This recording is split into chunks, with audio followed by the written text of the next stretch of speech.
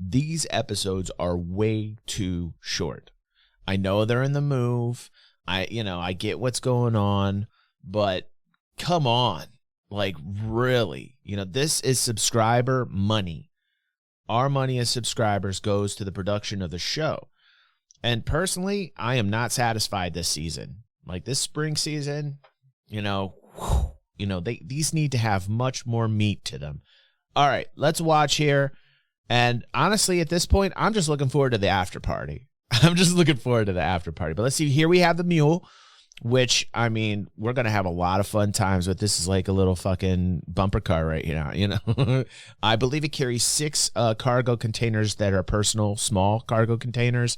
I think it holds 1 SCU large cargo container in the back, and it's got like a forklift up front. So let's check this out. It's loud, sorry.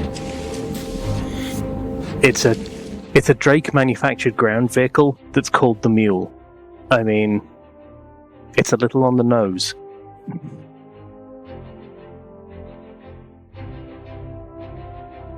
Anyone that's played Star Citizen and done a box collection mission will be pretty familiar with the sort of the ways you have to do it. And from watching players play these missions, it's clear that there is scope to improve people's lives there.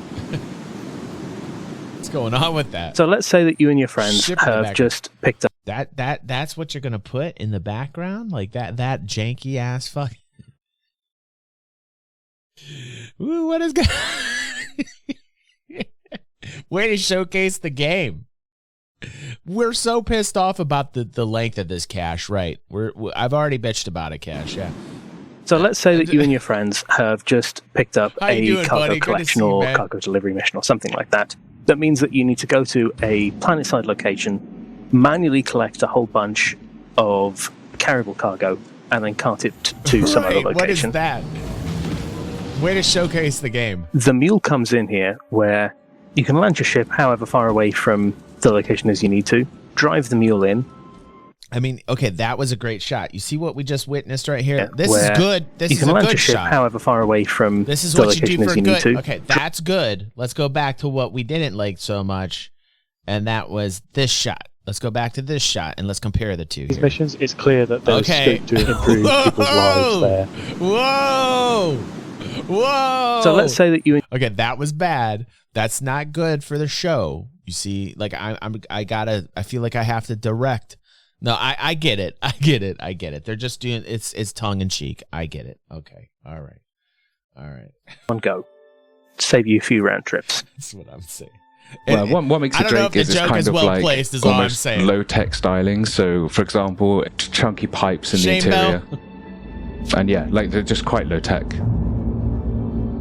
When we were building the Mule, we were conscious of trying to make it fit in as many ships as possible. Good. And size-wise, if you can fit a rock on board your ship, you can fit a Mule. Okay, that's awesome. My favorite part is either... I'm just going to say this, because it's 8 minutes, so I'm going to stop it, and I'm going to talk about what I think about the Mule. First off, I think for box missions, and, here's the first criticism I always hear about box missions. Oh, why do they have box missions in the year 2951? Why are people still delivering boxes in 29? It's physicalized cargo. I'm sure that still would happen in 2951 unless there was something like a transporter beam, unless there was like Star Trek type tech, you know what I'm saying? So until that tech comes online, people are still going to need boxes delivered. So, that is my counterpoint to that particular type of criticism. So let's just be real about this. Physicalized, tangible cargo needs to be delivered, period. Okay. Thank you. Thank you, Habbo. It's great to be back, man. YouTube was having their fun against me. We're going to talk about that tomorrow. But the other thing that I like about this is exactly what they said. They're trying to get this Mule fit in every ship possible, because really, if you're going out solo and you got tons of boxes, this could be very handy. You go to the area where the wreck's at, right? Especially those missions where you've got the explodable boxes. I can't remember because I haven't done missions in a while, but those boxes that you pick up and they explode within a certain amount of time. It was like 8 minutes or 10 minutes or whatever. Fuck. So this would be also nice for that. You go out there, you go next to the wreck, you load those explodable boxes up into this, and you drive it back in the ship, and you get the fuck going. And so that could speed things up as well. I could see this being very handy also in the future for if we go ahead with the theory crafting on how we're going to load and unload ships at docking ports or hangars. So if we're going to go ahead and we're going to go to the next step, this would be nice to see these being controlled by NPCs loading cargo onto your ship.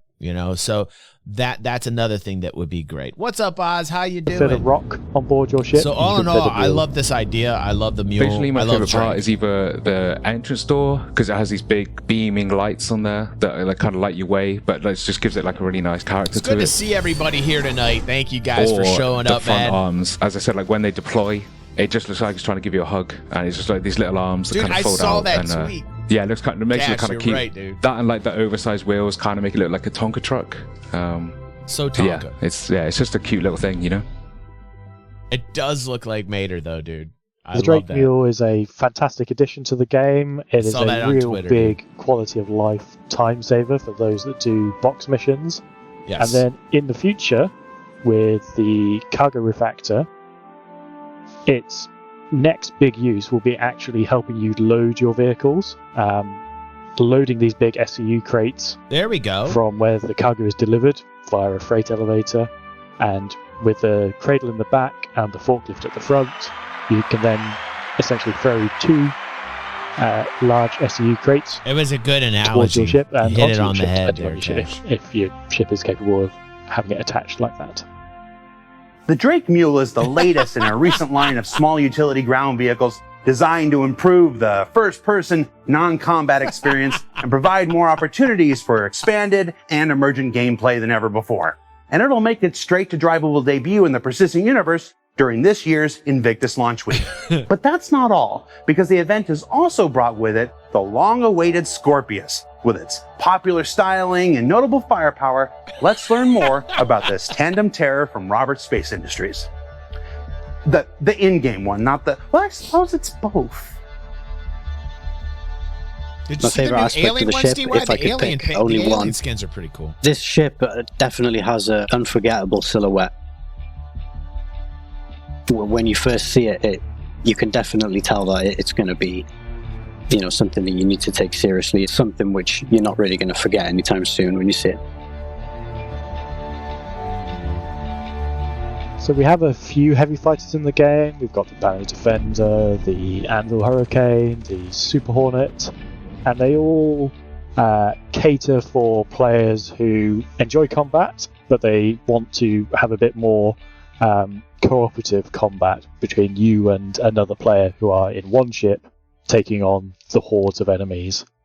Something that makes these two-person heavy fighters special compared to smaller ships is just that shared experience of combat. It's just a much nicer gameplay experience when you're in this one ship taking on the world rather than two people doing their own thing. So the Scorpius is a heavy fighter. It's quite... the only thing I have not seen anybody talking about yet, and I have not flown the Scorpius yet, but I don't know if there's any Scorpius pilots in here or pilots who have flown it, are the wings. Like, there's more surface area to the Scorpius. It's a beautiful looking ship. It's nostalgic. It gives me those X-Wing Star Wars vibes for sure. So just for the looks of it, I love the look of the fucking ship. I'll have to check out that video, Oz, because I love to watch Avenger 1 and what he has to say on ships, especially since he's like the weapons master of Star Citizen. So I'll check that out. We'll do that in the morning show tomorrow. But one thing I haven't heard yet is what happens when a wing busts off, or are the wings destructible? And what you lose your DPS. So by spreading those wings out, the surface area is much bigger, at least from the top and bottom. Not so much from the forward section or the aft, did he blast a Hurricane with it? Are they very strong? Good. I'm glad they're not like super collapsible like the Cuddy. Like, that's what I was worried about. You know how flimsy the smaller front wings on the Cutlass are. I was hoping that they, and those always like fall off the fucking ship. So I'm glad to hear that these are much hardier wings. Okay, good. That was my concern, is you're going to have wings popped off of this, like legs off of a praying mantis or something. You know what I mean? Just like pop the motherfuckers right off. Quite agile, given its size. So that's good to hear. It's a 2-person ship, and the gunner is in control of a remote turret. When we first conceived the concept of this ship, we didn't have the tech in place to have moving turrets. So I worked with Yogi and Mark to get this in place. And for the first time, you'll be able to control where the turret sits on the ship. That is badass. And it's also the first ship in Star Citizen to feature the iconic is wing split. Badass. We added a ship transform hotkey. Probably awesome. So when the landing gear is retracted, you can use Alt and K to deploy the wings without having to also deploy the landing gear at the same time. Aha. There were certain elements from other RSI ships which we've taken, most notably the thrusters. But Connie? Honestly, this thing does stand on its own 2 feet, I think, more than the average ship. We were almost leaning towards a more stealthy, sort of futuristic feel for the ship, and kind of what that would look like and mean to RSI. It's a mean-looking beast, isn't it? I mean, like, it just looks mean. I do love the look of it, for sure. Doubled its missile loadout, so it's now got 16 size 2 missiles. 16 size 2s are nice. And the shields have gone up even to though a missiles are single size right 2 now. shield, which is pretty hefty in the current combat meta. Yeah, that's Whilst good. the Scorpius will be launching at Invictus Launch Week, development is not stopping on the ship. There are some things that we want to do with it in the future. It's like a beefier X-Wing. It's like the X-Wing Plus. It's the X-Wing XL. But they weren't essential to the vehicle releasing. This ship is for someone who wants it probably an agile will ship trip out. I believe that also does a lot of damage. I believe it in will future, too. what we would like to do, so, wings retracted, maybe the ship can gain more momentum, have more agility. That is something we do want to look back at in the future. So nice. So what did we learn this week? You know, the other thing in future, what we would like to do. So I hate the people who are like, oh, they're copying off of Star Wars. This is just a copy off of Star Wars. You know how many other sci-fi fucking movies are out there that copied off of other sci-fi movies? There's so many out there. I mean, like, even Star Wars took elements of like Buck Rogers. Like there's so, like, a cool design is a cool design, and it transcends, the what game it goes into. Those designs are like classic designs that we have like grown to love over the years, man. And they find their way in various different types of space games. I think like Star Citizen gets a lot of heat all the time because it's, they've raised so much cash. So like any type of criticism whatsoever, people are like, oh, well, this is a direct copy off the X-Wing from Star Wars. Okay, yeah, I mean, it looks like it, but like, isn't that like the sexy, sleek fucking design that we all love anyway? Don't we want this in Star Citizen? Don't we want this in Star Citizen? You know what I'm saying? So I think like really cool designs transcend the genre of sci-fi that there is out there. They will always find their place in different sci-fis for sure.